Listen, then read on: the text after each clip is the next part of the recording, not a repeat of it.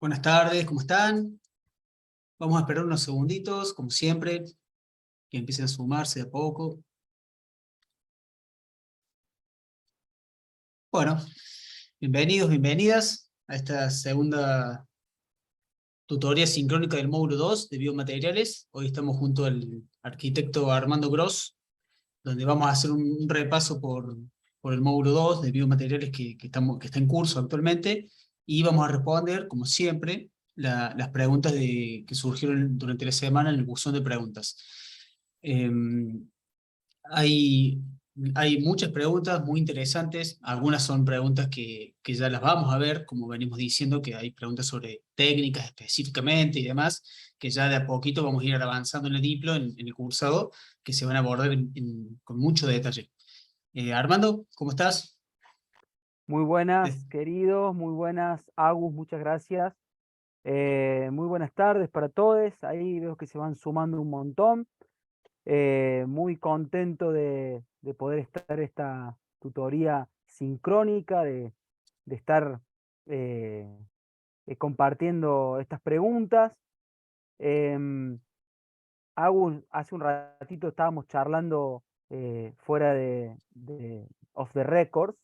em, Qué maravilla el foro de experimentación, cómo vienen subiendo videos, cómo ha crecido el entusiasmo en el foro de experimentación. La verdad que nos pone muy contentos, nos alegra muchísimo cómo conectaron con ciertos materiales. Además, hay muchas preguntas que tienen que ver con eso, justamente, se desprenden desde el hacer, se desprenden de ese foro de experimentación. Así que, bueno, Sí, muy contento por eso. se nota la exploración que hubo. Nosotros propusimos una fibra, por ejemplo, ¿no? Un caso particular, la fibra vegetal, y aparecieron varios tipos de fibra, se empezó a ver, a experimentar había personas que usaron junco, otros que apareció la famosa pinocha. Seguro, La verdad que seguro. ahí uno se van a ir dando cuenta que metiendo las manos es donde más se aprende, Sí, y sí, tal cual. la verificación a través de la experiencia es lo importante, ¿no? Totalmente, totalmente. Así que muy contentos también, muy interesante todas las preguntas, las hemos repasado, hemos leído todas las preguntas que han entrado al foro, Al al buzón de buzón de preguntas. preguntas, exacto. También hace un ratito pude terminar de ver y de disfrutar la tutoría que ya se está por terminar de subir, que es la de Martín Sánchez Acosta. Martín, con el que compartimos el primer tramo del módulo 2, ¿no? Donde tenemos biomateriales y técnicas de bioconstrucción. El módulo 2 viene a ser como el de mayor caudal o la banda ancha de la diplo, le decimos, porque se condensan como que dos partes, ¿no? Los biomateriales como introducción y añadido todo lo que es la parte de las técnicas, que es lo que viene ahora. La segunda parte del módulo 2 y El módulo Martín, 3 sería. el módulo 3 sería exactamente, el módulo 3. Gracias, ingeniero. El módulo 3 tiene la particularidad de que va a condensar justamente todo lo que vimos en el módulo de biomateriales, pero interactuando. Y Martín ha dado una tutoría, después por favor no se le pierdan, porque Ya está debo, subida, aviso. ya está subida. Bueno, esta noche, viernes, un programón. Por favor, vean, me quiero declarar un admirador acérrimo de Martín Sánchez Acosta. Es un Jedi, sable láser, pero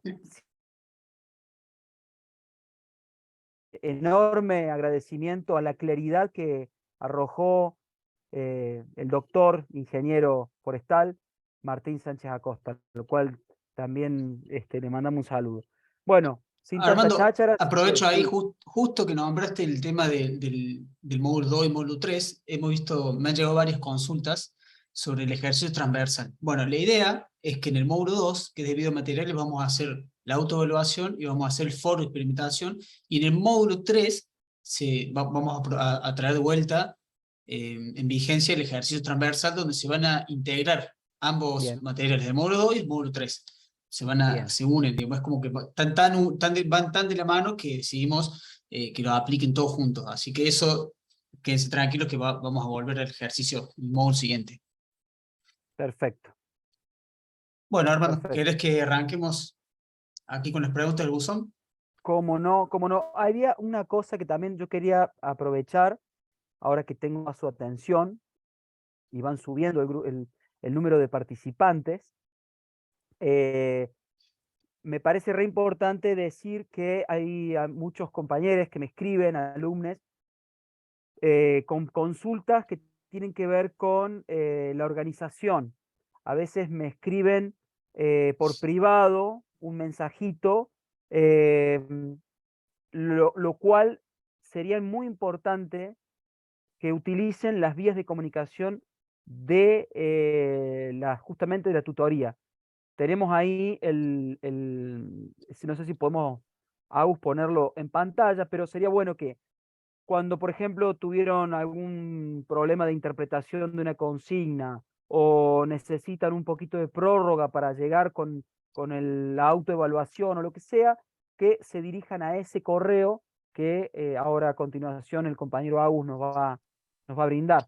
Sí, ese es el canal de comunicación más fluido que el vía mail, que es tutoría.bioarquitectura@aulaabierta.online. Ahí lo puse en el chat, véanlo acá. Perfecto. Ahí recuerden que pueden consultar lo que quieran, y si no, también están las vías en la misma plataforma a través de ayuda, y pueden consultar entre ustedes, o se pueden generar debate en el espacio que se llama comunidad. Eso es, ahí, digamos, la idea es que participen ustedes, que hagan preguntas, generen algún tópico, se responde y demás, y si tienen algo específico de cursado de algún tema, envían acá al mail, que les respondemos todo lo que podamos, y lo que no sabemos, digamos, lo podemos derivar al docente en particular para que les responda.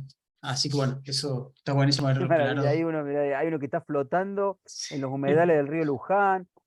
Qué alegría, qué momento. Nosotros lo vivimos a este momento de la tutoría sincrónica, con la misma emoción que ustedes. Em, bueno, compañero, si usted quiere, pasamos a los Vamos, bifes.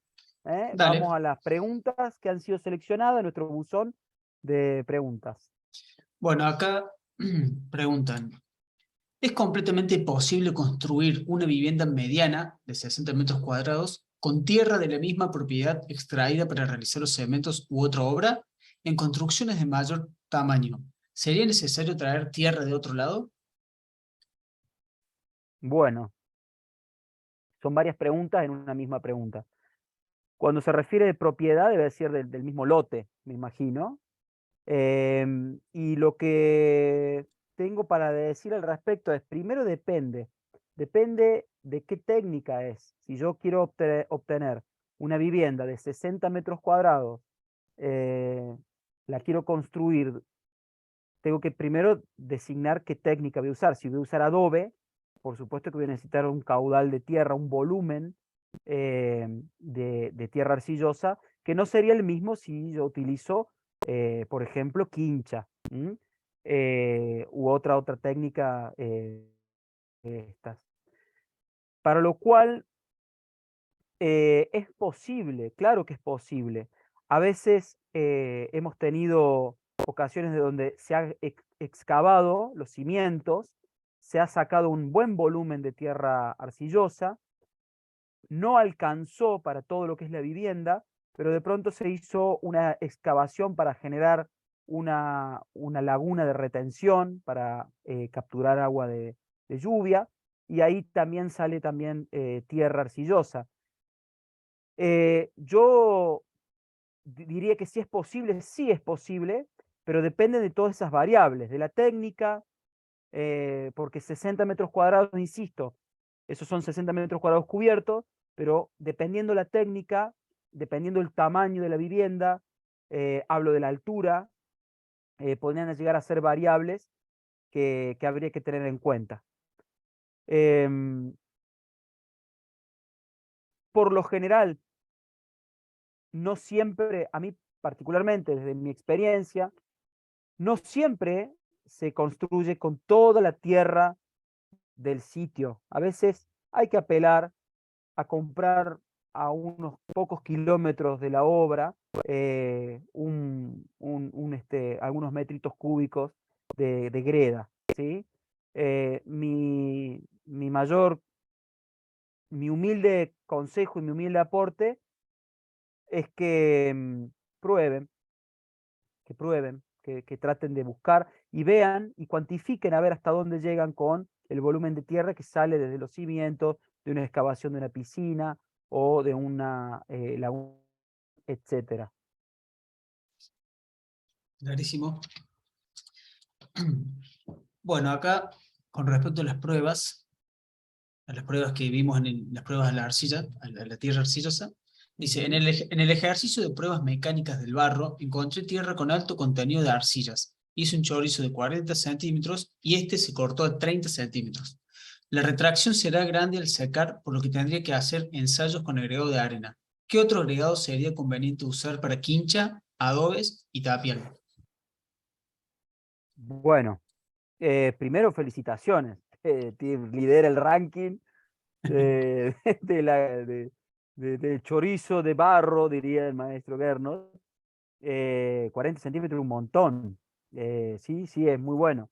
Eh, con respecto a los aditivos que le tendría que agregar, por supuesto que bien es la lectura, dice que es una arcilla que va a retraer bastante. Seguro que puede llegar a ser una arcilla que deriva de la Montmoriglionita, que es una arcilla muy pegajosa, muy viscosa, y como dice acá el compañero, lógicamente son las de que mayor retracción tienen. Pero dependiendo de la técnica, porque ahí nombró tapial, adobe y quincha, como si ese aditivo fuera un factor común para los tres técnicas. Por suerte ahora viene el módulo 3 que va a esclarecer y va a graficar muy bien esta pregunta, consigna que hace acá el compañero reflexionando. Pero sin duda que si yo, por ejemplo, voy a utilizar la técnica de quincha, puedo perfectamente cortarla con un poco de arena. Si es una quincha o una paja encofrada, que es una técnica que deriva de la quincha, puedo utilizar arena gruesa. Si voy a utilizar adobes, la técnica de adobes, también me conviene por ahí agregarle un poco de arena para evitar esa contracción. Y además el adobe también lleva paja chipeada, cortada de más o menos de 3 a 5 centímetros, 8 centímetros de la longitud de la fibra. Eso también va a evitar cierta contracción.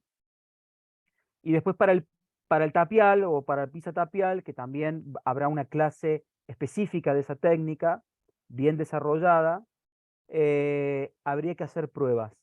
Habría que hacer pruebas. Eso debo decir. Bárbaro.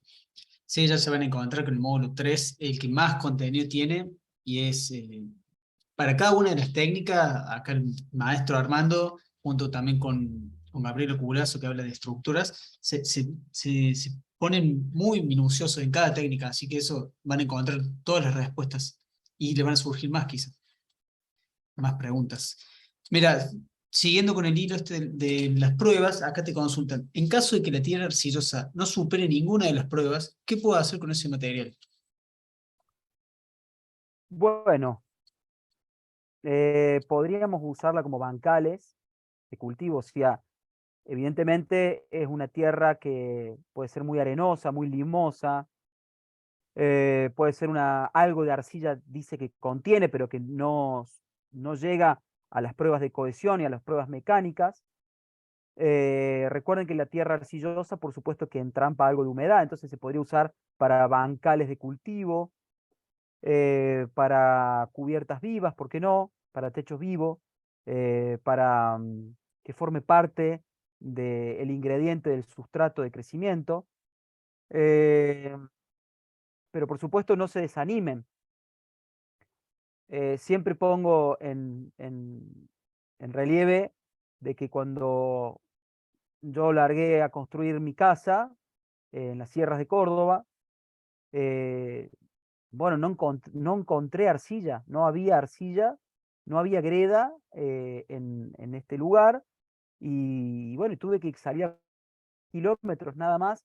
Hay una tremenda veta arcillosa de greda, y bueno, y por supuesto que yo quiero alentarlos de que si no llegan a encontrar en su terreno, que no obstante no se desanimen y busquen en proximidad.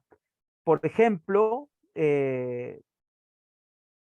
si tienen en cercanía algún cortadero de ladrillo, pueden ir a hablar con los hermanos peruanos o los hermanos bolivianos, que generalmente aquí en Argentina tienen un contacto muy directo con el gremio de la fabricación de ladrillos, a veces ladrillos cocidos, ¿sí?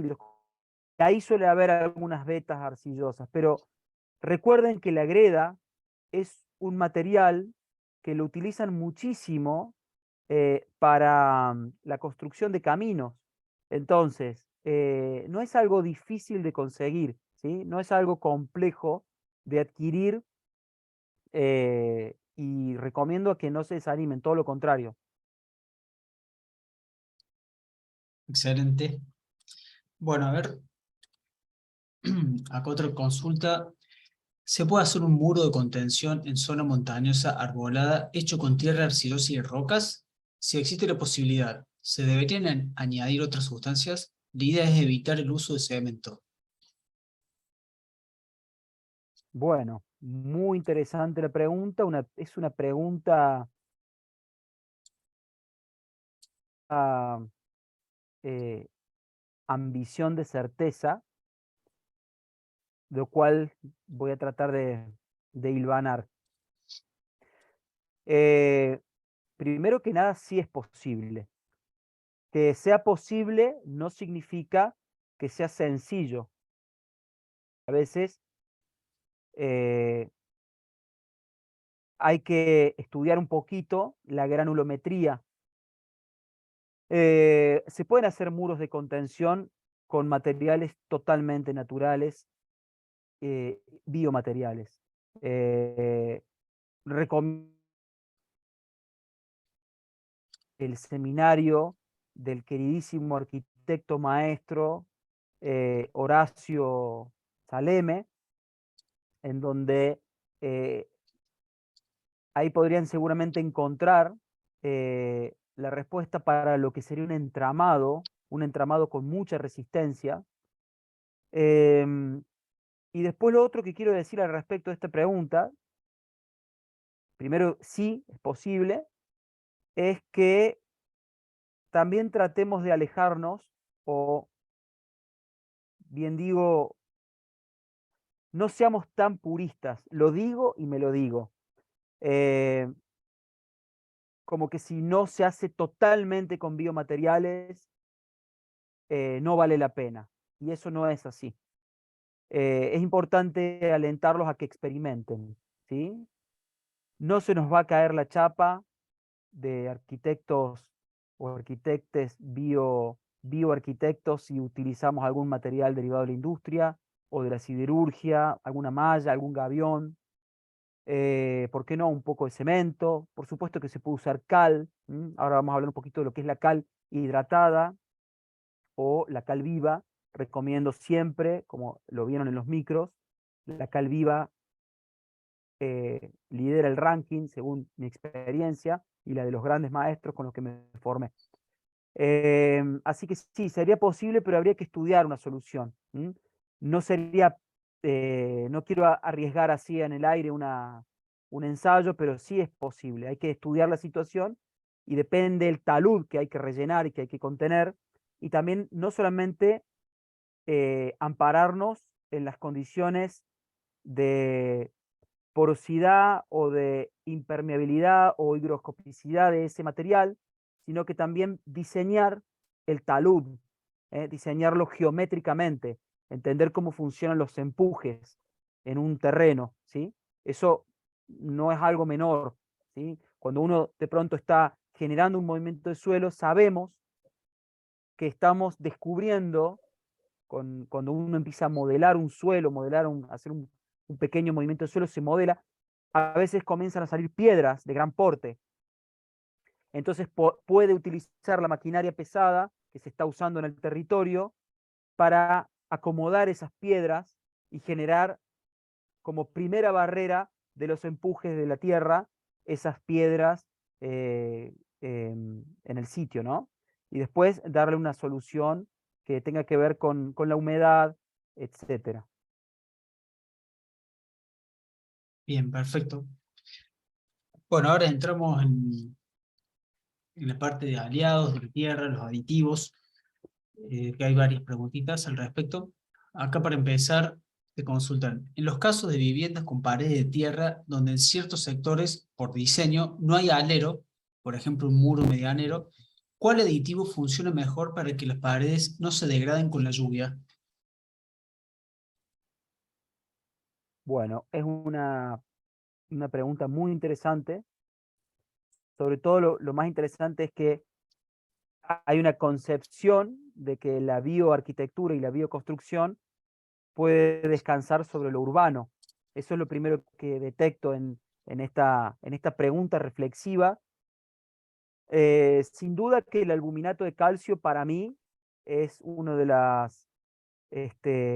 los aliados del barro, como decimos en los micros, que es la cal con la ovoproteína o con estiércol de vaca. Eh, Realmente el albuminato de calcio como terminación, como revoque, brinda, dota al barro de cualidades extraordinarias. Sigue respirando y no se lava. El albuminato de calcio no es soluble al agua. Entonces, la pared sigue respirando, pero no se lava. Así que no tengan miedo de experimentar y de probar, ¿sí?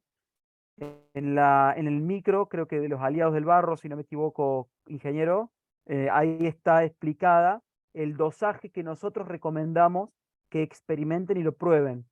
Sí, en Es muy aditivos interesante. naturales. En aditivos naturales. Gracias, Au. Bueno, y acá justo, ya que haces mención al albuminato, hay una consulta. Hemos revisado en las clases cómo hacer albuminato de calcio y trabajar con cal viva, pero ¿cómo podemos trabajar con cal hidráulica? ¿En qué difiere? ¿Cuáles son sus propiedades?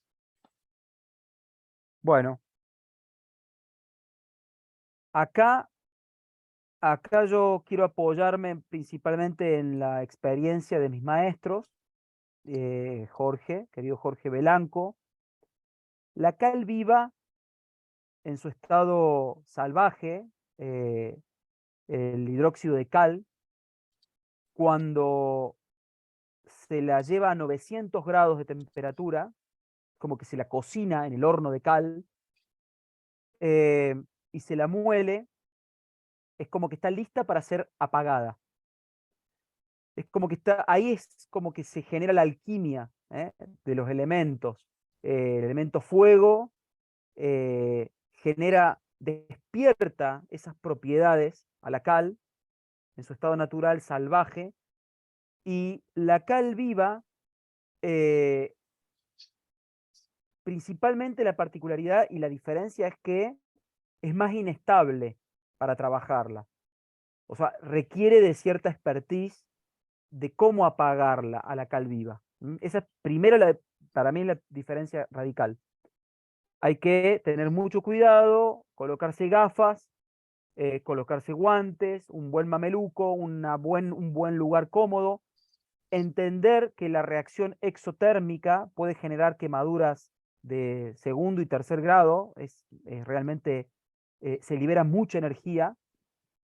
Es increíble porque es como que toda la energía que se utilizó para que se produzca ese material quedase ahí entrampada, y cuando yo le aplico, la sumerjo en agua, se libera esa energía entonces esa es la primera, eh, diferencia. Ahora, en cuanto al rendimiento en obra, la cal viva, apagada y estacionada, rinde el doble. Cualquier constructor que me pueda estar escuchando o tenga experiencia, sea algún profesional con más de 20 años o 25 años de años de construcción, se va a dar cuenta que, y va a sentir conmigo, la cal viva rinde el doble que la cal apagada en la que se compra en ferretería y que ya viene hidratada. La cal viva hidratada hay que usar el doble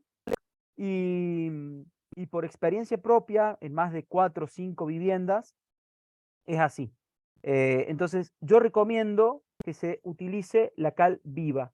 Y en el peor de los casos que no se consiga, bueno, se puede apelar a una cal hidratada, porque lo importante es emplear la cal, se lleva muy bien con el barro, con la tierra. Entonces, siempre promovemos que se use la cal por encima siempre del cemento. No recomendamos el cemento con el barro, por lo que ya explicamos anteriormente. Y inclusive en los libros del maestro Gernot se explica muy bien que si yo le agrego un poco de cemento, disminuyo los esfuerzos de cohesión de las moléculas de arcilla, a diferencia de que para cuando saturo ese suelo arcilloso de cemento, Portland, ya dejo de tener barro, dejo de tener tierra y paso a tener un suelo cemento, que ya no tiene las particularidades de absorber y absorber la humedad y ya deja de ser barro. Entonces, conviene, recomiendo usar la cal viva por encima de la cal hidratada. Y lo otro es muy importante cuidar esa maniobra ahí, pedir ayuda a la gente que ya conoce del tema y que ya experimentó eso, ¿sí? Eso es muy importante. Sí, eso es súper importante. Las cuestiones de seguridad es como si, yo la primera vez que lo hice, como si tomara vida el tacho de 200 litros. ¿Te parece que Es increíble, sí, sí. burbujea por botones así?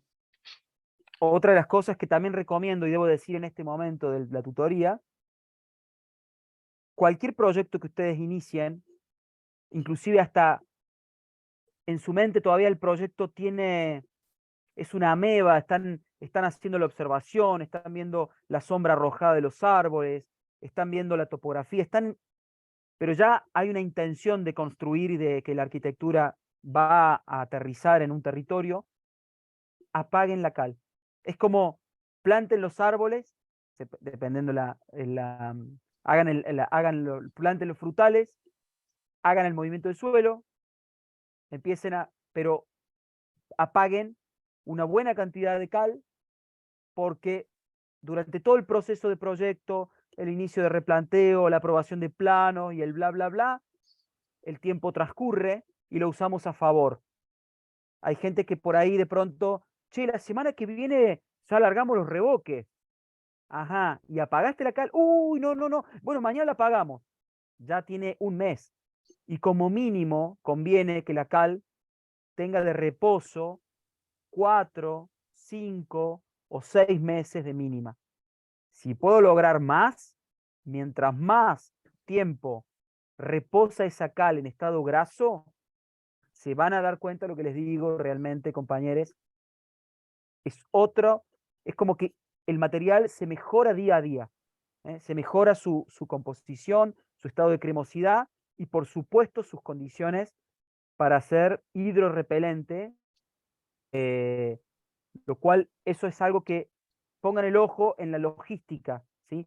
Usen el tiempo a favor. Eso es algo importante en lo que hace la programación de obra. Clave ese consejo. Acá Sí. Sandra en el chat te consulta. En caso de que, en ese caso que se use cal hidratada, ¿la receta del aluminato de calcio es igual? Sí, es igual, es igual. Y lo que por ahí recomiendo, que no está de más decirlo, es recuerden que dependiendo el lugar donde vayan a construir o donde están haciendo, donde están produciendo esta alquimia, este intercambio de iones, que sucede en lo más íntimo de la materia, es importante la temperatura relativamente, o sea, la temperatura, no es lo mismo en invierno, por supuesto que la temperatura acelera ciertos procesos y ciertas reacciones químicas, y por otro lado, si van a usar cal ya hidratada, lo dejaría un tiempo más, o sea, dejaría pasar un poco más de tiempo. No sé, de pronto ustedes dejaron 5 días, bueno, dejémosla 8, dejémoslos 10 y se haga, y se lo pueda, que se haga un batido o que lo revuelvan para que se garantice que se mezcle bien. Pero sí, más o menos el porcentaje sería el mismo. Pero recomiendo que usen cal viva. No hay punto de comparación. Perfecto.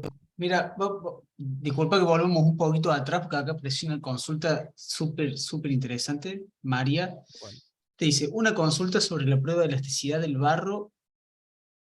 Sí, una consulta sobre la prueba de elasticidad del barro. El chorizo en la primera hidratación y amasado tuvo menos resistencia que si lo rehidratamos y rehicimos la prueba. ¿Por qué se da esto? bueno, primero gracias porque es una muy buena Bien. pregunta, muy interesante. Y debo, no sé si corregir es la palabra, pero habla de elasticidad. Y ahí hay una cuestión propia de las estructuras y de los esfuerzos mecánicos. Lo que en realidad sucede fue la plasticidad, no elasticidad. La elasticidad es la propiedad de un material que se deforma y solito vuelve a su estado. ¿Eh? Ese estado, como un elástico. Yo lo estiro el elástico y lo suelto y vuelve. Eso sería elasticidad. Ahora, retomando la pregunta, lo que ella quiso decir es plasticidad. La plasticidad del barro, mientras yo más amaso el barro, mientras yo más le aplico agua y movimiento, como dice el maestro Gernot. Agua y movimiento son los factores fundamentales para la vida, para activar, para despertar los campos electromagnéticos. O sea, esa arcilla, a medida que yo más la amaso, es como que más se cargan los campos electromagnéticos y se quieren atraer. Por ello, tiene esa condición de plasticidad que se ve a las claras, que mejora, que aumenta. Tiene que ver con eso, con el hidratado y con el amasado. Por eso cuando uno va haciendo un barro y va programando la obra, al principio la cancha se va usando el viernes por ahí o el jueves, ya se va preparando la cancha de barro para el lunes, arrancar de nuevo, pero a veces va quedando barro, va quedando el barro como si fuera un fondo de una salsa. Vieron que en la cocina se usan los fondos de salsa para saborizar y demás. En la cocina de la bioconstrucción, el barro, que tiene mucho tiempo de hidratado y de amasado, mejora al barro más nuevo, por justamente estas condiciones. Son cuestiones físico-químicas, naturales. No hay más que eso, nada más y nada menos. Buenísimo. Bueno, aprovecho para decirle que por ahí está bueno si vamos haciendo estas preguntas a medida que vamos avanzando con las preguntas con Armando, así vamos hilvanando ideas porque se hace muy, mucho más fluido, ¿no? Es muy interesante esa pregunta, María. Muchas gracias. Sí, sí, totalmente. A ver, acá hay otra, estábamos hablando de aditivos, que viene de la mano con lo que hablabas recién de la propiedad de hidrorrepelencia. Si bien los aditivos como la linaza le aportan hidrorrepelencia a la mezcla, esta no queda totalmente impermeable. Más allá del diseño, aleros, pata de elefante, etcétera, ¿cómo se resuelve la condición de impermeabilidad de las zonas expuestas, logrando al mismo tiempo mantener esta condición de respirabilidad? Bueno, en la biblioteca de la Diplo, en el material complementario, si mal no me equivoco, está el librito del maestro y querido amigo Damián Cárdenas, si no me equivoco. Y en el librito de pinturas y de revoques, el compañero Cárdenas, eh, él ha experimentado, o sea, es muy interesante, siempre digo lo mismo, ¿no? alentamos a la experimentación. El aceite de linaza, sobre todo el doble cocido, que también el aceite de linaza común rinde la mitad que el aceite de linaza doble cocido. El aceite de linaza doble cocido, por supuesto, es más caro, más costoso a nivel económico, pero rinde muchísimo más y tiene la misma hidrorrepelencia, pero mejora la condición de respirabilidad del muro. Todo depende del diseño. Si estoy en una zona muy llovedora, conviene propiciarle aleros. Y ahí recién estaba hablando de las patas de elefante, que son estos sobrecimientos de piedra que el querido maestro Belanco nos enseñó. Pero todo depende del diseño, del lenguaje, de lo que uno quiere comunicar con la... Si uno quiere hacer un volumen súper minimalista, totalmente con diedros bien definidos, con poco alero, bueno, yo ahí recomiendo muchísimo la cal con el aditivo, o sea, con formar el albuminato de calcio. Pero no dejen de propiciar a la bioarquitectura de la protección y de los aleros. Si es una zona muy llovedora, y también de alguna forma despegarlo de las zonas de inundación. Y al agua hay que conducirla, no es un problema el agua en la arquitectura ni en la bioarquitectura. No no retrocedamos en el tiempo donde se hablaba de que el agua es el problema y el enemigo de la bioarquitectura. Todo lo contrario, el elemento agua es el que propicia en muchos casos de que todo suceda. Entonces, no tengamos miedo, experimentemos y lo llevemos adelante. También debo declararme, yo no voy a tener una respuesta que va a satisfacer esta voracidad de incertidumbre que es lógica en esta instancia de formación o de capacitación. Pero lo que sí debo decir es que es muy importante que no dejen de llevar adelante la experimentación. Háganlo, ¿sí? Por ahí veo muchas preguntas, ahora vamos a ver unas que dicen, me contaron que, o vi muchas veces que, pero va a ser muy interesante cuando digan, me pasó tal cosa. Si dicen, me pasó, se lo dicen en primera persona, quiere decir que lo hizo, y es mucho más interesante hasta inclusive fallar, porque de ahí se desprende lo interesante de la cuestión, porque justamente probaron. No dejen de, me contaron, me dijeron, no, probé y me pasó tal cosa, ¿sí? Lo hace mucho más interesante. Y bueno, y todo el mundo puede probar y cuando uno falla, que por lo general no sucede todo el tiempo, la verdad que tenemos bastantes más aciertos, pero ahí es donde se capitaliza la experiencia, ¿no? Así que eso es algo importante que quería compartir, que lo hablábamos hace un rato con el ingeniero. Muy bien. Mira, acá Marianela hace una consulta que está re interesante también sobre el albuminato. Una consulta. Con respecto a los albuminatos de calcio, si bien en los micros se nombra que ambos son utilizables, depende de la función, ya sea de la proteína para tener más albúmina y el del estiércol para tener más fibra, particularmente, ¿en qué ejemplos prácticos se puede utilizar cada uno? ¿O en qué situación se debería usar uno y el otro no? Bueno, me encanta porque ha desmenuzado y lo ha visto varias veces al micro. Te estudia esa pregunta, ¿eh? Sí, totalmente. Si es un revoque en una construcción liviana, ligera, y que tiene ciertas torsiones, esfuerzos, por ejemplo, una construcción en la loma donde hay mucho viento y es una construcción con doble altura, yo recomiendo ahí ambas, o sea, hacer el albuminato de calcio con la ovoproteína y, ¿por qué no, chipear, moler el estiércol de vaca y dejarlo reposar y echárselo a la misma mezcla? La microfibra me va a dar una resistencia multidireccional en ese revoque. Es un revoque fibrado.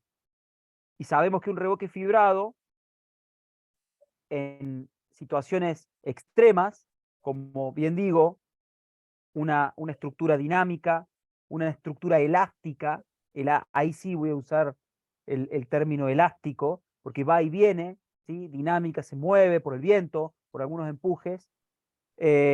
No así si fuera de algo de adobe, algo muy robusto, si fuera una estructura totalmente monolítica o con buen porte, ahí directamente conviene la ovoproteína, ¿sí? La ovoproteína, y además recordar que si estoy usando adobe, sabemos que el adobe, si se moja al barro, vuelve a su estado plástico.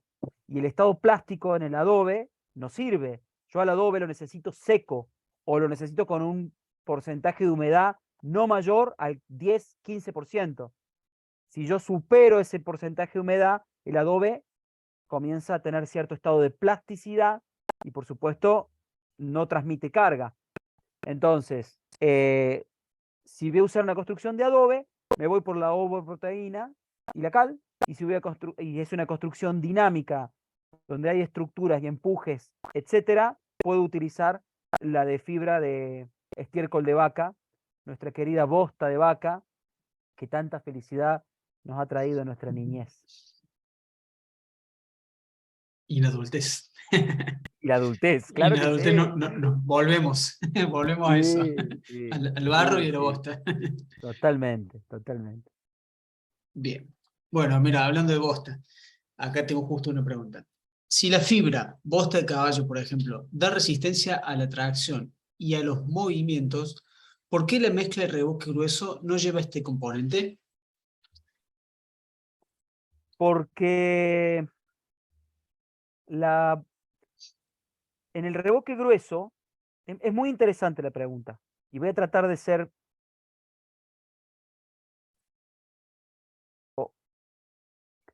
El revoque grueso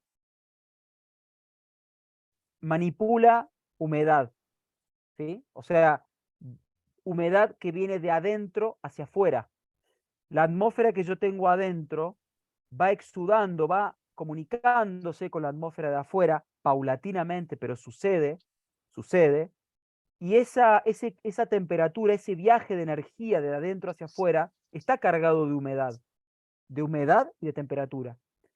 Yo prefiero que el engrosado, el revoque grueso, le ponga coirón, fibra de gramínea, fibra de coco, alguna fibra que tenga resistencia multidireccional, pero no necesariamente tan chipeada y tan pequeña como la del estiércol de vaca o el estiércol de caballo.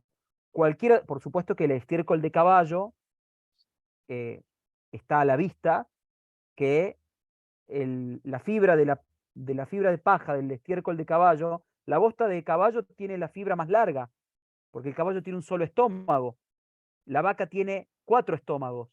Entonces, llega a tener una fibra, la vaca, que, que es como ideal para el revoque fino, ¿sí? La bosta de vaca para el revoque fino. Si voy a hacer un revoque grueso, rústico, puedo usar la de caballo.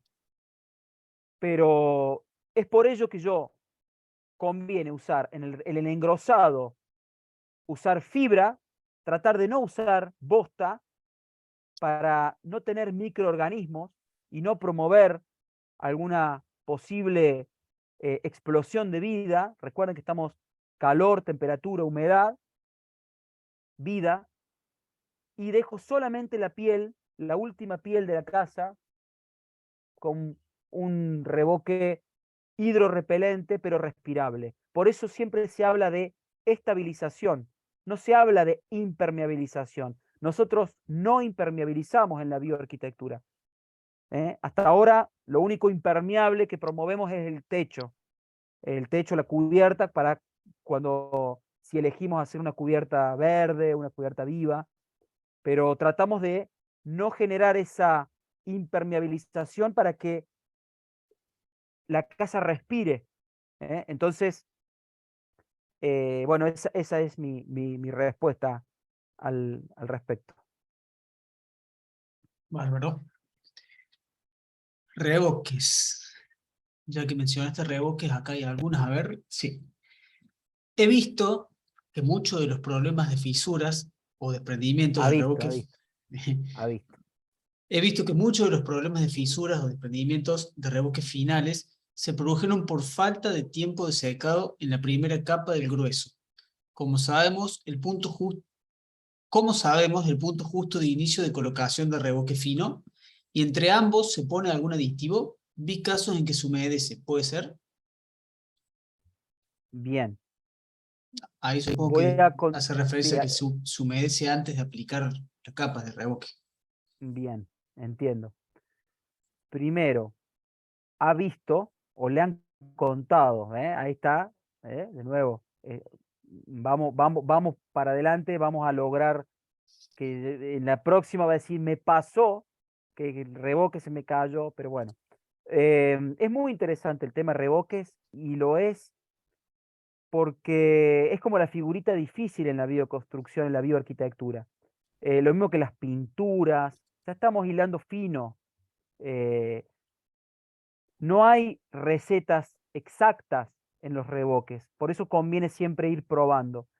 Pero hay muchas razones por las cuales un revoque se puede desprender. La primera y principal es que no tenga suficiente arcilla, o sea, que no sea un material propio para el revoque. Recuerdan que cuando ustedes hacen las pruebas de cohesión y de plasticidad, la que más hay que poner el ojo es en la del chorizo, en el colgajo, porque si entre 5 y 8 supera, por ejemplo, recién teníamos una compañera que hablaba de, o un compañero de 40 centímetros, había tenido esa longitud de esa muestra, tiene una cohesión tremenda. Esa es la prueba principal para nosotros saber si ese barro nos va a servir para revocar, para estirarlo, para revocar, para generar un recubrimiento. El revoque se puede haber desprendido por falta de arcilla, por exceso de arena.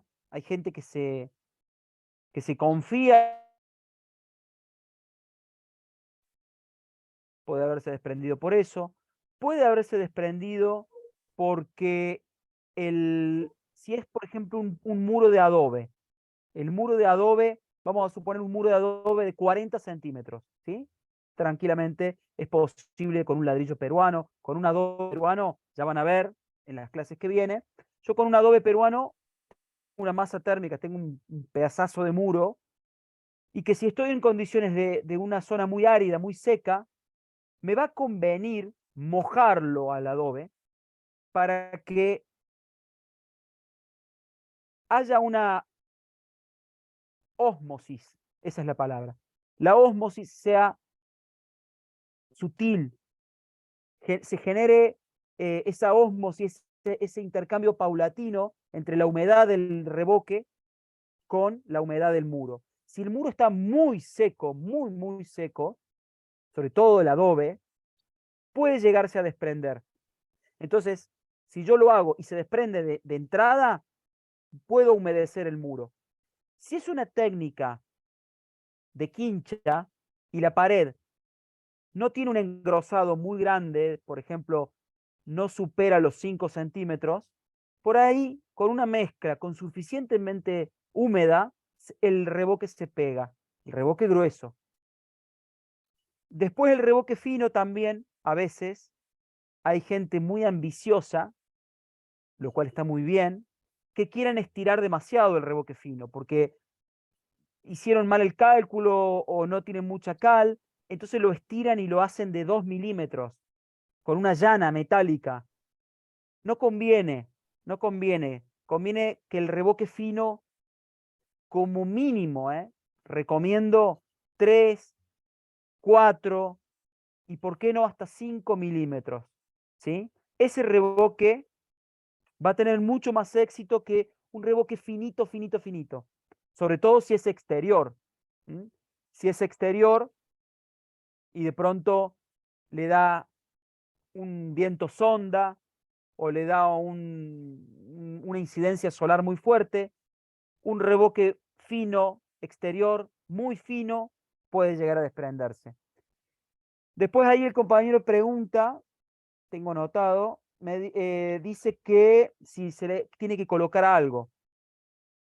Si el muro no es de barro, por ejemplo, es un ladrillo común, ladrillo cerámico, puede ser una pared de ladrillo de hormigón.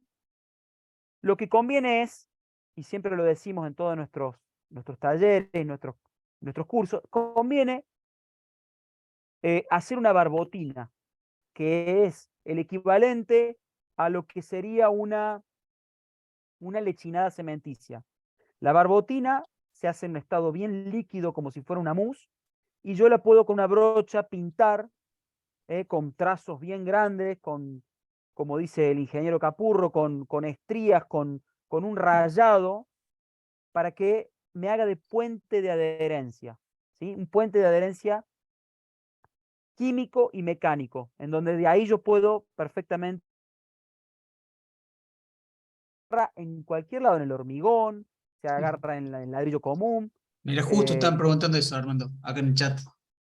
Hablando de revoque, quisiera hacer un revoque fino para colocar sobre la mampostería exterior de una casa antigua. Tiene revoque tradicional bastante erosionado. Y leyendo en el material de Cárdenas, es posible. ¿Algún comentario sobre cómo queda o recomendación? que lo haga. Que lo haga. La recomendación es que lo haga ya, dicho en Ya. cordobés. Claro, celebremos eso. Claro que sí, hágalo, compañero, hágalo. Póngale mucho amor, mucha pasión. Si de pronto no sale de primera, no se desanime. Eh, marteline, agarra una martelina o la cuchara y vaya desprendiendo todo lo que haya, que lo que esté suelto.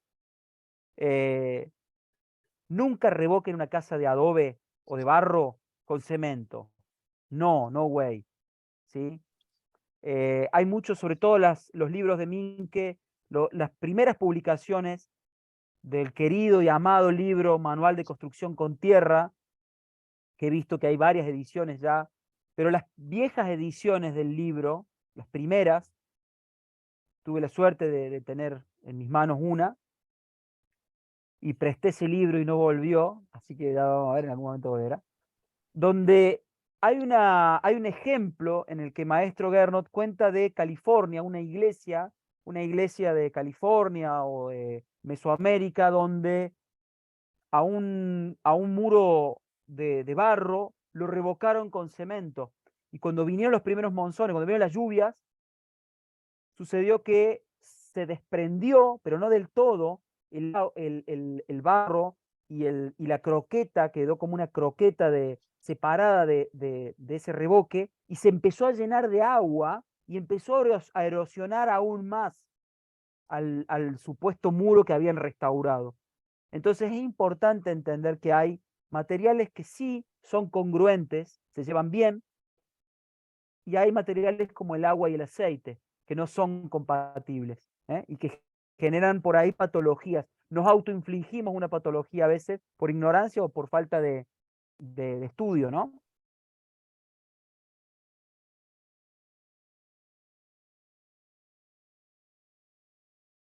Bien, Bien. ¿Estabas leyendo la pregunta? no, muy interesante y sobre todo tenemos un montón de participantes, estamos en vivo, transmitiendo, muy contentos, muy felices. Muchas gracias por, por estas hermosas preguntas y sobre todo por el compromiso que vemos que hay en toda la cursada. Eh, bien decimos siempre, nosotros no somos portadores de verdades absolutas, sino que más bien se trata de intentar, se trata de despertar a nuevos caminos proyectuales, ¿sí? Hay mucho todavía por descubrir, hay mucho por innovar, hay mucho por experimentar. Los biomateriales perdieron un poquito de protagonismo cuando se ganó la industria, la mala industria, la industria extractiva, la industria de la inmediatez, eh, le ganó a la observación de los biomateriales y hasta inclusive, ¿quién podría llegar a pensar que la caña, por ejemplo, viendo el seminario del querido Horacio Saleme, o que la madera tiene tantas propiedades mecánicas, está llena, está pregnada de temores, de los bichos, del fuego, de todo. Y en realidad, todo eso ya se está cayendo, todos esos argumentos, de a poco, y uno empieza a empoderarse, y uno vuelve a creer en que los biomateriales que tienen una rápida biocapacidad de recupero, están disponibles y nosotros los podemos abordar, utilizar y después volver a, a compartir.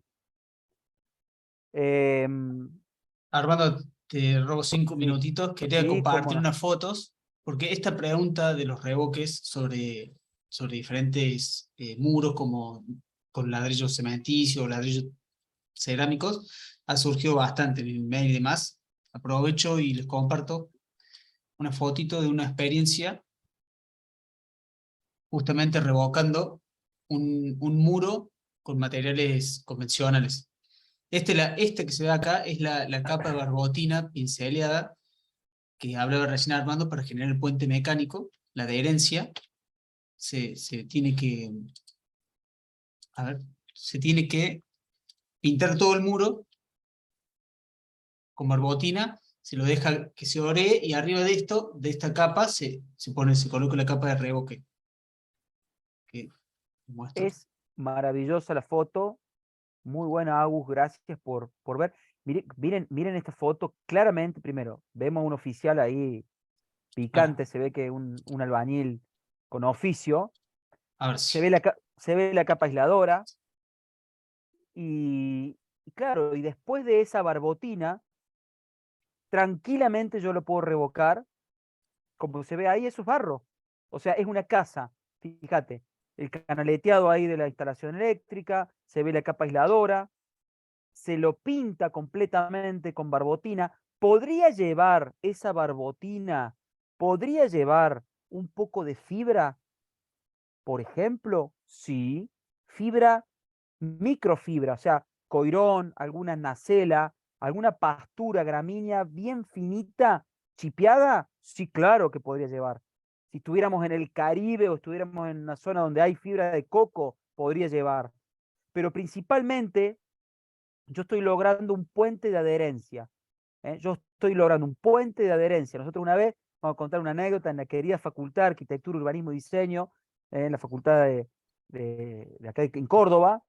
eh, bueno, nos habían cambiado de lugar, nos habían mudado del aula, en los cursos que estábamos brindando, y bueno, teníamos que dar revoque, y elegimos una pared de hormigón, la pintamos con barbotina e hicimos diferentes muestras. Resulta que después cuando al fin de año tuvieron que limpiar, nosotros veíamos cómo agarraban con una hidro, le daban con la hidro, le daban con cepillo y les costó muchísimo sacar un revoque que era un revoque común, no estaba estabilizado con nada, pero era la energía que habíamos puesto en el amasado de ese barro que quedó pegado, era una cosa impresionante. Es un muro de cerámico, ladrillo cerámico. Ese. Ahora, recuerden esto, ¿no? Que no está de más decirlo. ¿Cuáles son los propósitos? ¿Por qué yo haría de barro arriba de una construcción de ladrillo cerámico? Entender por qué. Opa, esto ya es una maravilla. Miren, qué foto, es para hacerse una remera. Voy a hacer una remera con eso. Mirá lo que es. Mirá, por Ahí, favor. ¡Oh, qué maravilla! Ahí se ve. Miren la fibra, miren el coirón, miren la arena. Ponen la anterior, Agus, por favor, que es una bomba. Mirá lo que es. Ahí se ve, mirá, oh, ahí se ve la eso granulometría, es se ve la arena Coirón. gruesa, se ve el coirón, se ve la fibra, se ve la piedrilla o la arena lavada en la arcilla. Eso da pena hacer un fino, mirá lo que es eso. Nada, quedó una parte así, toda una Ah, sección de muy bien. muro. Esa.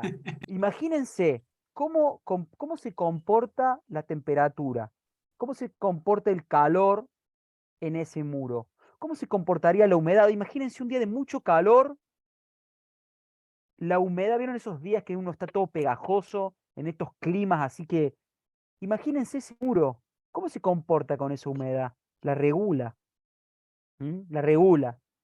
Hay un montón de beneficios a la salud, a nuestras mucosas.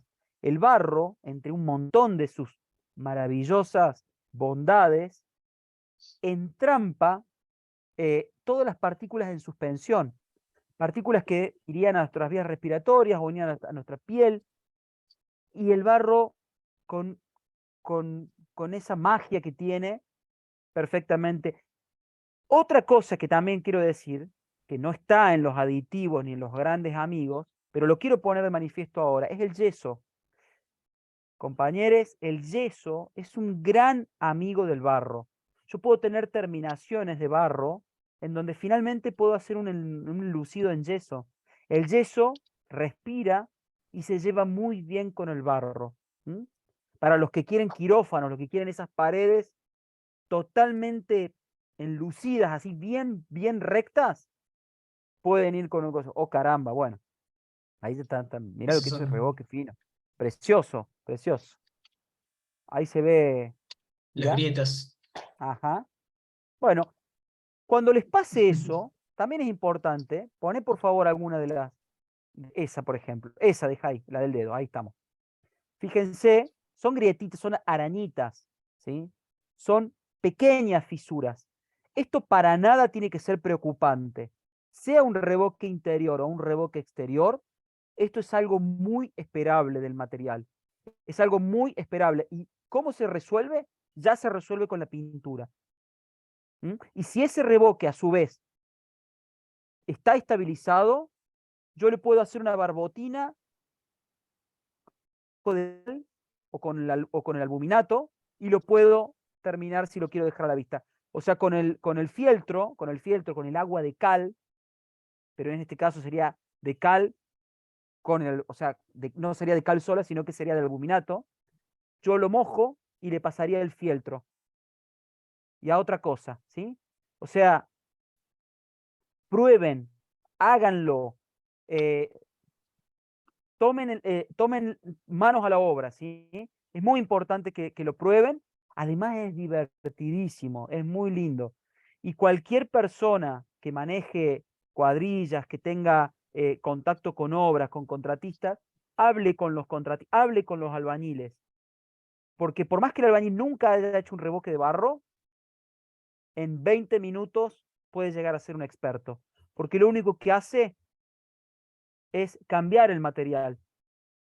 Por supuesto que el albañil tiene que tener buena voluntad de quererlo hacer y tiene que estar entusiasmado y tiene que estar en condiciones bien pagas y tiene que estar en condiciones cómodas de seguridad y higiene.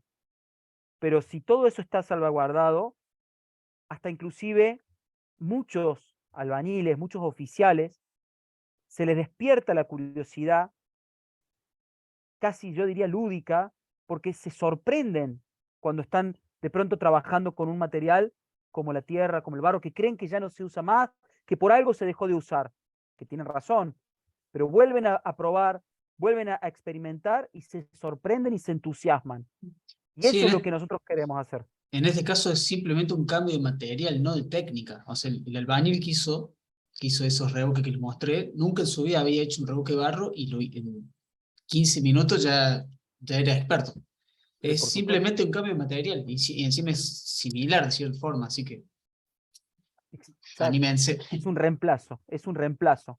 De una que sí, de una que sí. ¿Cómo venimos con las preguntas? Vamos con las preguntas del buzón. Vamos. A ver, bueno, uno para cerrar el tema de revoques. Cuando hablan de revoques gruesos, se sugiere usar 3 partes de arena gruesa y una de arena fina. En la zona donde vivo, la arena que se consigue es fina. ¿Con qué elementos o materiales puedo suplantar la arena gruesa? Qué interesante, che. Porque ¿de dónde será el compañero? Si identifican la pregunta, hay nomás que escriban rápido, que digan capaz que de Tangamandapio, de los crepúsculos arrebolados, de un lugar donde hay arena muy fina. Em, la arena gruesa no es algo tan fácil de reemplazar, pero yo quiero hacer una salvedad acá. Dice, el revoque grueso lleva 3 partes de arena gruesa y uno de arena y uno de greda. Em, la paja chipeada muy cortita, muy pequeña, muy cortada a, mm, a 1 centímetro o a medio centímetro, bien picada, con arena fina, evitaría bastante las contracciones. Por supuesto que no reemplaza al 100% la arena gruesa. Si de pronto es una zona donde hay arena volcánica, podría usar arena volcánica. eh, pero nunca me ha pasado, la verdad que nunca me ha pasado que tenga esa necesidad de reemplazar la arena gruesa. Un dato no menor, y para sorpresa de muchos, la arena gruesa en el mundo es un recurso finito. Hoy se habla de que hay proyecciones de que acá 30 años, 20 años, 15 años, los menos eh, positivistas, dicen que el recurso, las canteras de arena no están disponibles. No hay, o sea, hemos devorado el canto rodado, la piedrita chiquita, bolita, prácticamente no se consigue tan fácil. Y la arena, estamos devorando los lechos de río, la estamos metiendo toda dentro del hormigón, por lo cual la bioconstrucción, reflexionando, si no se pone el ojo y no se tiene en cuenta los procesos, la zona bioclimática, los recursos, perfectamente se puede tornar en algo extractivo y que el remedio sea parte del problema y no de la solución. Entonces, es interesante también comprender que los recursos, sobre todo hasta inclusive los biomateriales, también son finitos, ¿sí? Así como el agua potable, así como la greda, así como un montón de biomateriales que ponemos a disposición para la materialización de nuestra bioarquitectura. Em, Perdón, estaba respondiendo acá. sí, es muy difícil, ardua tarea tiene el ingeniero Capurro. Me aguanta a mí hablando pavadas acá al frente de la cámara. Responde los correos, los chats que tal cosa, y encima está haciendo la tutoría, la verdad, ingeniero, usted forma parte de la generación Millennial, Centennial, sable láser, doble fibra. Bueno, perfecto. Gracias. Che, bueno, acá hay algunas preguntitas en el buzón sobre temas que vamos a ver en el módulo que viene, pero bueno, podemos hacer un pequeño spoiler, si te parece. ¿Cómo no? A ver,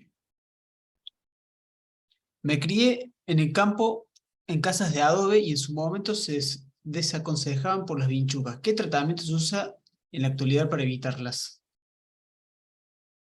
Bien, ya estaba extrañando esa pregunta, tan recurrente, positivamente lo digo, porque el tema de las vinchucas, el tema de alguna limaña, no tiene que ver con el material. Siempre decimos que la vinchuca es un insecto hematófago, vector del mal de Chagas y cuantas otras más pestes que han acechado a la humanidad.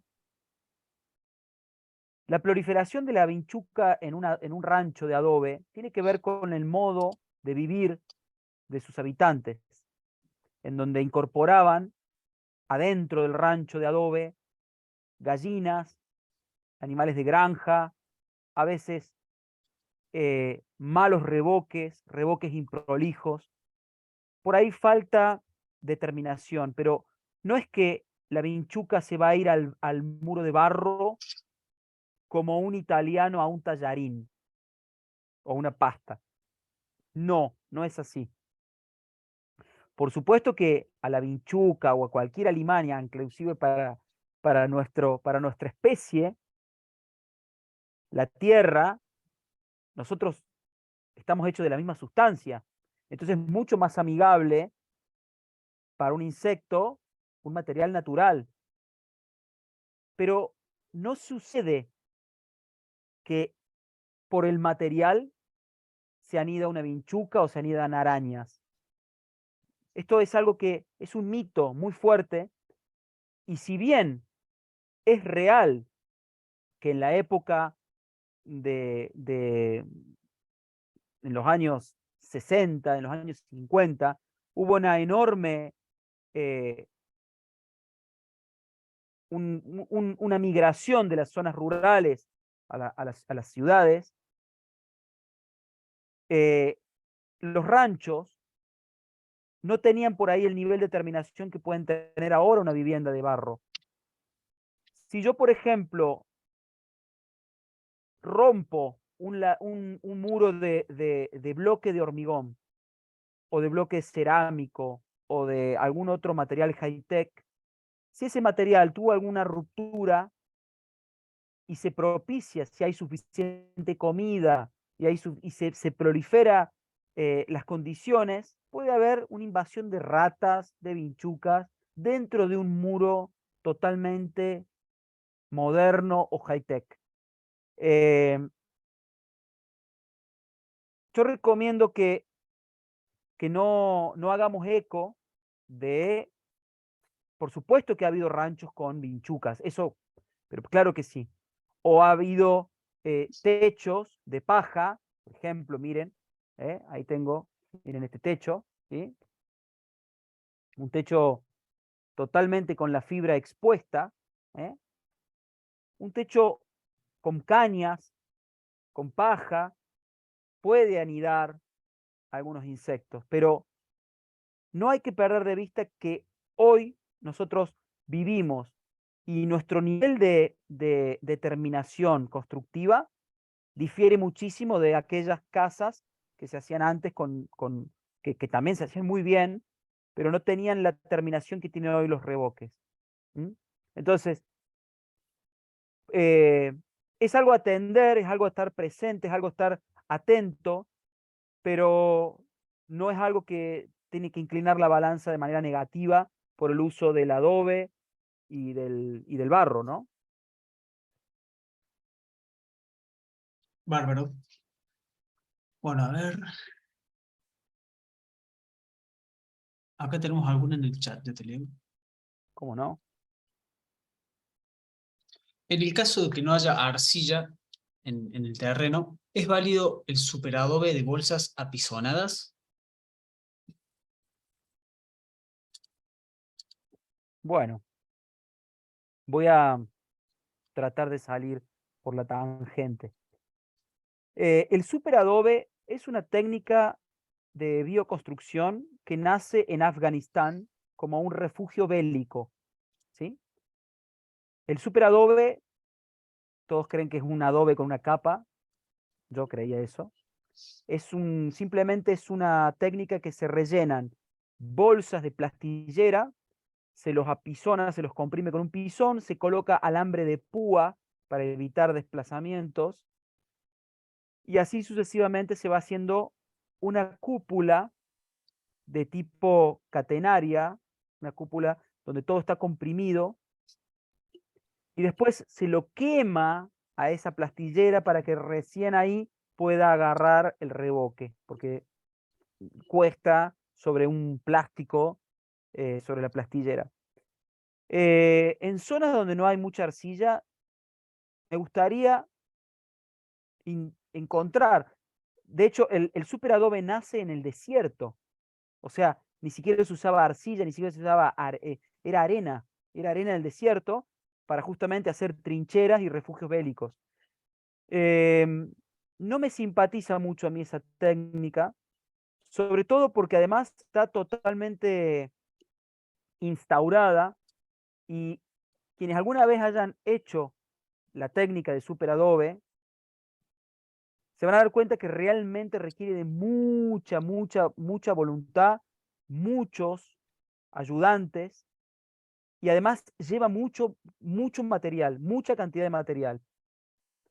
En los libros del maestro Gernot, él toma y él le llama chorizos de barro. Usa unas vendas de hilo, lo hizo en Brasil varias veces, en lugares donde también le pone cal, y genera, a mí personalmente no me gusta, pero genera una plástica y unos muros muy interesantes. Recomiendo que los vean, están en la literatura del maestro Gernot, pero yo creo que no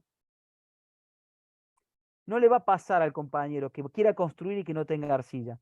Y si va a construir y no tiene arcilla, puede usar madera o puede usar algún otro material, pero no recomiendo tanto la técnica del superadobe.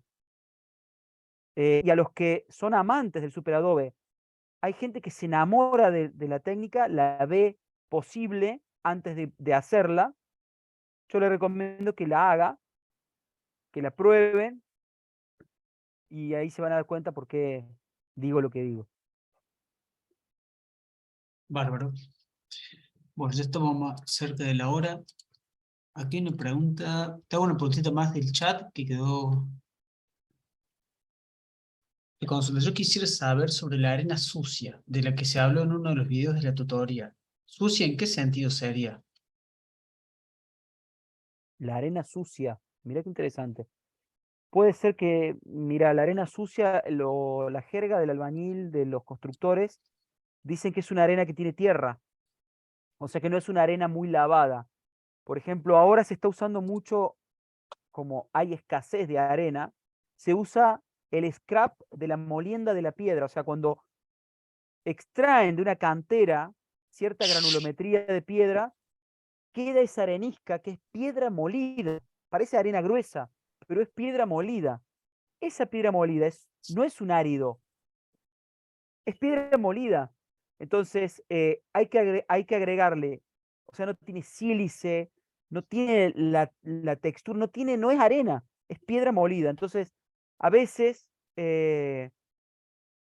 albañiles o constructores con mucha expertise ven esa arena y saben lo que hace inmediatamente, buscan tierra gredosa y la mezclan. Después la mezclan con cemento, la mezclan con cal, pero ensucian la arena. Eso es lo que yo interpreto de la pregunta. Eh, Espero haber podido acercar una reflexión, una respuesta. A eso puede ser que se nos hayamos referido en lo que significa la arena sucia. Bien. Bueno, y acá una que está interesante. Me gustaría poder hablar un poco más sobre cuáles son las posibilidades que tenemos de llevar mucho de este aprendizaje a la práctica profesional cuando vivimos en núcleos urbanos. Al trabajar como arquitecta en una ciudad parece fácil el camino conocido, pero realmente hace tiempo que este modo no responde a mi forma de vivir la vida y querer evitar el planeta. Fuera de las creencias limitantes de los clientes o las mías propias, quisiera tener más claridad sobre las herramientas que fácilmente podemos comenzar a impulsar. Ajá. Acá dice Santiago de que la arena sucia, recuerdo la pregunta, se dio como ejemplo para rellenar las fundaciones en el taller de madera en Entre Ríos. La usa, mira. Claro, puede ser una arena que tenga algo de contenido de arcilla, ¿no? Evidentemente es eso. Em, bueno, ahí la compañera hace una pregunta bastante profunda, interpela al tipo de profesional hacia donde quiere ir, hacia donde quiere llevar su hacer profesional.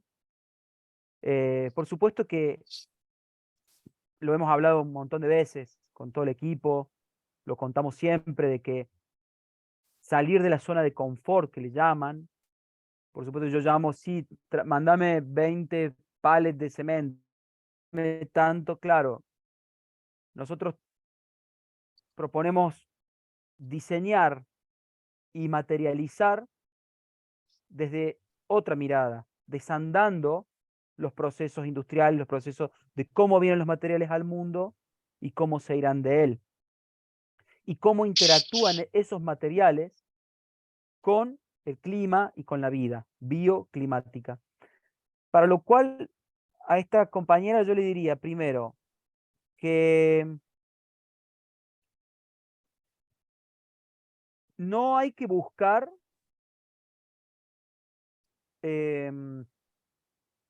¿cómo sería? A ver. Primero, las intervenciones que uno puede hacer a nivel urbano, como desde la visión holística, más romántica que tiene la bioarquitectura, es primero no dañar. O sea, si es un terreno urbano baldío, por más que sea un terreno entre medianeras, algo estaba esperando. Ese terreno todavía aún puede llegar a tener algún árbol autóctono, puede llegar a tener particularidades que uno puede observar, puede leer. Recuerden que lo que antecede la bioarquitectura a veces termina siendo lo más importante. Segundo, si ya es un edificio existente, pensar termodinámicamente, pensar en las ecuaciones energéticas, recomendar la forestación, plantar árboles. ¿Mm? Querida arquitecta Lucrecia, si nos está escuchando, el plantar árboles es una pequeña acción que tiene mucho que ver con la bioarquitectura. Bioclimática. La bioarquitectura interactúa con estos elementos vegetales de gran porte, tamizando y interactuando con la estacionalidad. En otoño caducifolio, caen sus hojas, deja pasar los rayos del sol. Pero no, bueno, pero Armando, yo quiero hacer arquitectura, quiero construir, quiero poner en Instagram, hashtag, ¿no? Hashtag bioarquitectura. Bueno, los techos vivos, las cubiertas vivas, particularmente mi estudio a nivel urbano, poco y nada interviene, pero sí intervenimos con techos vivos. El módulo que viene, el módulo 3, vamos a tener una extensa clase de cubiertas vivas, de techos vivos, por encima de los techos verdes. Y a mí me gusta siempre decir que las cubiertas vivas son una acción concreta, inmediata, para que la bioarquitectura y la bioconstrucción desembarque en las ciudades. Nosotros podemos transformar cualquier cubierta de techo en una cubierta viva, obteniendo beneficios individuales para el edificio propio y beneficios colectivos, beneficios al sistema o al ecosistema urbano.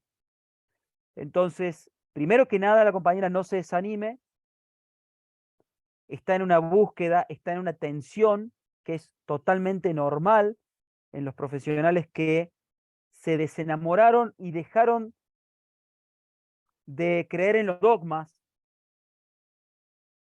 que nos inculcaron, que nos sellaron con fuego, de que era de ese monopolio de la construcción, del cemento y del hierro, que por supuesto es un material maravilloso, pero tiene su tiempo de caducidad, ya tiene su tiempo, ya sabemos que para traer cemento, para traer hierro, se requiere de muchísima energía imbuida que después el edificio no la devuelve. Al contrario, el edificio consumió un montón de energía en ir al mundo para materializarse y después el mismo edificio, por deficiencia de diseño, por falta de observación, sigue consumiendo energía vorazmente para tener un grado de confort. Entonces, me parece que el arquitecta acá tiene una profunda reflexión que la comparto. Transitamos muchos por esa situación y hay que sobreponerse y estudiar y leer, porque hay un montón de salidas profesionales. La bioarquitectura está en auge, como la construcción con madera. Acá, gracias por esta pregunta, no quiero dejar de hablar de lo interesante que es la construcción con madera a nivel urbano. El querido maestro Martín Sánchez Acosta decía que para construir una vivienda de madera se construye en 3 veces más rápido de tiempo. Todo el carbono que captura, el carbono neutral que le llaman, carbono negativo, todos los beneficios térmicos, todos los beneficios sismo resistentes. Sabemos que la madera bien diseñada, bien aplicada según código, tiene mucho menos inercia mucho menos oscilación y podemos construir hasta varios pisos en altura. Entonces, hoy ha ganado, no sé cómo decir, no creo que haya ningún problema de decir la marca, pero Steel Framing, que vino para quedarse por lo menos por unas primeras décadas, es un sistema constructivo que deriva del good frame o del platform frame o del good, sí, el good frame. El steel frame utiliza madera, utiliza placas de OSB para rigidizarse, pero quien antecede al steel frame es el good frame o el platform frame, que es de madera. Entonces, yo creo que también al steel framing, con todo mi respeto a todos los colegas que han hecho cursos y han invertido dinero y tiempo en aprender a diseñar, si van a diseñar con esa técnica y con esa tecnología aplicada, pongan el ojo en el scrap, en los materiales sobrantes, porque un galvanizado en frío que termina en un contenedor, no solamente que es un sacrilegio al planeta, porque ese material hay que desactivarlo, sino que además hubo un montón de energía imbuida. Hay un montón de energía que se aplicó para traer ese material al mundo. Entonces, por lo menos tomemos el compromiso de modular para tener la menor cantidad de desperdicios de esa sustancia. Dicho eso, si yo utilizo un balloon frame o wood frame o construcción de madera, el scrap o el desperdicio puede ser biomasa. Y tengo mucho más.